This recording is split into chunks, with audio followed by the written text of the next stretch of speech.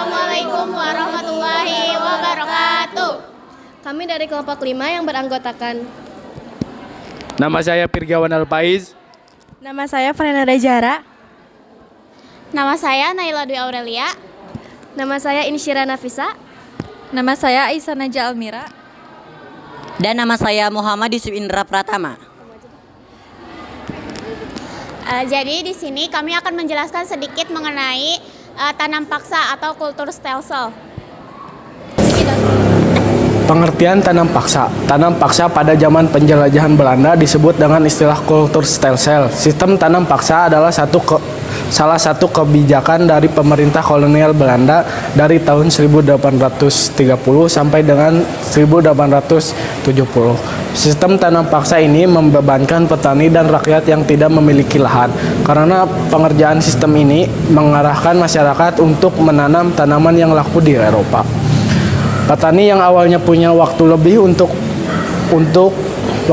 banyak untuk bertani dibebankan untuk menanam tanaman tersebut. Makanya rakyat pribumi mengartikan kultur stelsel dengan sebutan tanam paksa, karena pengerjaan penanaman tersebut dilakukan secara terpaksa dan bukan sukarela.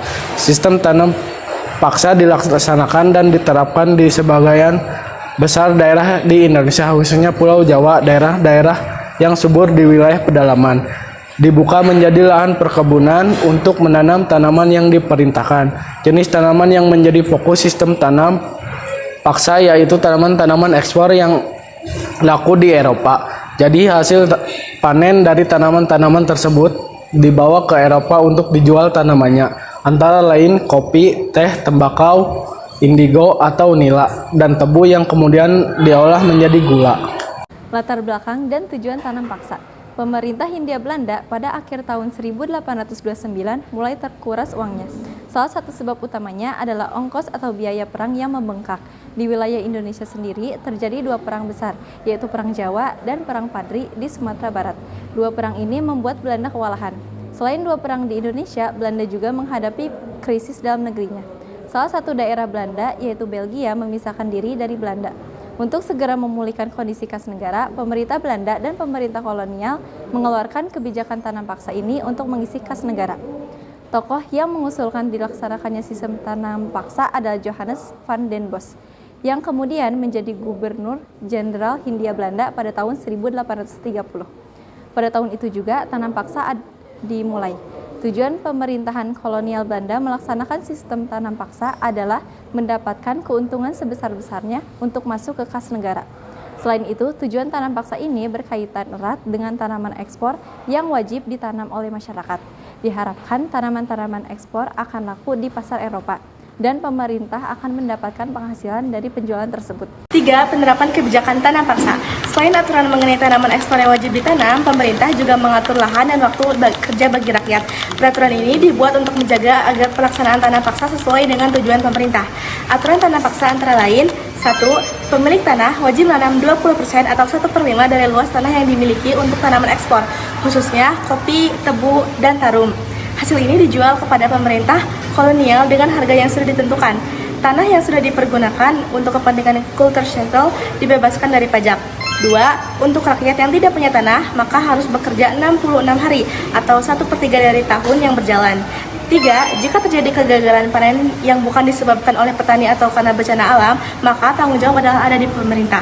4. Seluruh hasil dari penanaman wajib diserahkan kepada pemerintah kolonial melalui bupati atau pemimpin lokal setempat atau kepala desa. Dan yang kelima, waktu pengerjaan tanaman pada tanah pertanian diperuntukkan bagi kultur stelsel tidak boleh melebihi waktu tanam padi atau kurang dari 3 bulan.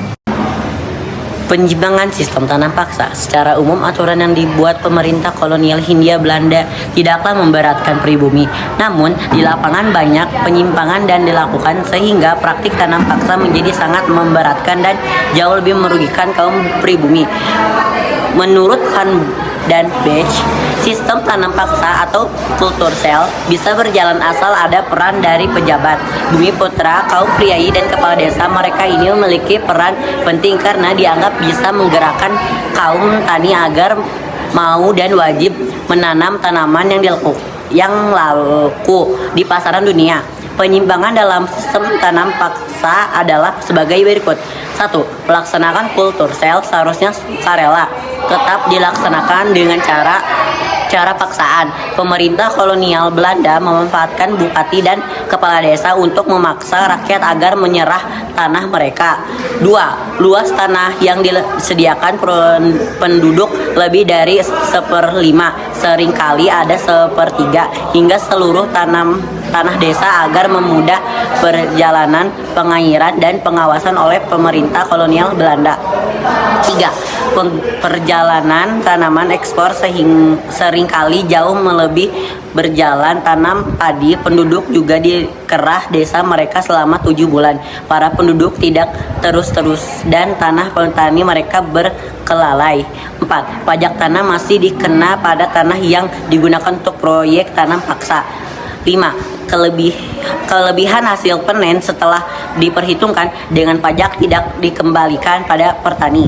6. Kegagalan panen menjadi tanggung jawab petani. 7. Buruh dijadikan tenaga paksa seperti terjadinya di Rembangan, Jawa Tengah sebanyak 34.000 keluarga selama 8 tahun seperti tahun diharuskan mengerjakan tanam dagang dengan upah sangat kecil. Rakyat juga harus menyerah balok, bambu, dan kayu untuk pembuatan bangunan yang akan digunakan untuk tanam tembakau. Akhir masa tanam paksa. Pada akhir tahun 1840-an, Baron van Hopel, seorang pendeta yang menentang pelaksanaan sistem tanam paksa, adalah contoh dari tokoh penentang. Tanam paksa dianggap merupakan satu bentuk pelanggaran pada hak asasi manusia. Kalangan yang banyak bersuara tentang pelanggaran kebijakan ini adalah orang-orang dari partai atau kalangan liberal Belanda.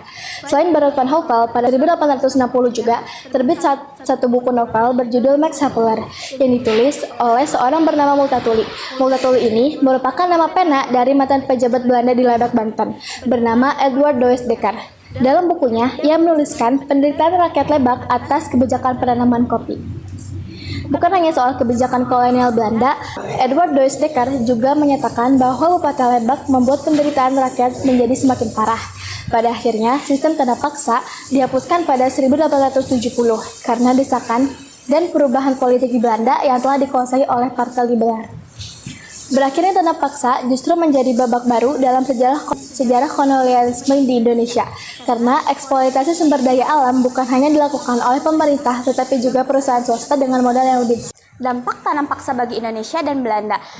Dampak positif bagi Indonesia yaitu meskipun sistem tanam paksa ini bersifat kejam dan menyengsarakan masyarakat, tetapi ada beberapa dampak positifnya.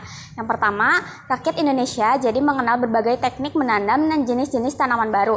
Yang kedua, adanya peningkatan jumlah uang yang beredar di pedesaan sehingga memberikan rangsangan bagi tumbuhnya perdagangan. Yang ketiga, munculnya tenaga kerja yang ahli dalam bidang perkebunan dan pabrik di desa. Yang keempat, adanya fasilitas dan pembangunan infrastruktur yang digunakan dalam tanam paksa seperti jalan, jembatan, pelabuhan, pabrik, dan gudang. Dampak negatif bagi Indonesia, yang pertama, penanaman padi menjadi terganggu karena waktu untuk budidaya tanaman perdagangan ekspor bersamaan dengan persiapan lahan padi. Yang kedua, menghambat perkembangan desa dikarenakan penduduk lebih senang tinggal di desa dan kurangnya wawasan. Yang ketiga, adanya sistem upah dan paksaan bagi rakyat untuk menyerahkan tanahnya sebagai pembayaran pajak. Hal ini memberatkan sebagian masyarakat Indonesia. Yang keempat, timbulnya kerja rodi atau kerja paksa tanpa diberi upah yang layak dan menyebabkan rakyat sengsara. Adapun dampak positif bagi Belanda, yang pertama itu pendapatan negara yang meningkat. Sistem tanam paksa menyebabkan peningkatan produksi tanaman ekspor seperti kopi dan gula yang menghasilkan keuntungan besar bagi pemerintah kolonial dan Belanda. Yang kedua adalah untuk pelunasan hutang. Keuntungan dari tanam paksa memungkinkan Belanda untuk melunasi utang-utangnya yang sebelumnya membebani kas negara. Adapun dampak negatif bagi Belanda, yang pertama ini biaya pengawasan. Untuk menerapkan sistem ini, Belanda harus menanggung biaya pengawasan dan administrasi yang besar untuk memastikan hasil panen sesuai dengan target. Yang kedua, resiko pemberontakan. Kebijakan yang kejam dan eksploitatif menimbulkan ketidakpuasan dan pemberontakan di kalangan masyarakat pribumi yang menjadi resiko bagi stabilitas keuangan kekuasaan kolonial. Sekian materi yang dapat kami sampaikan, kurang lebihnya mohon dimaafkan. Terima kasih. Wassalamualaikum warahmatullahi wabarakatuh.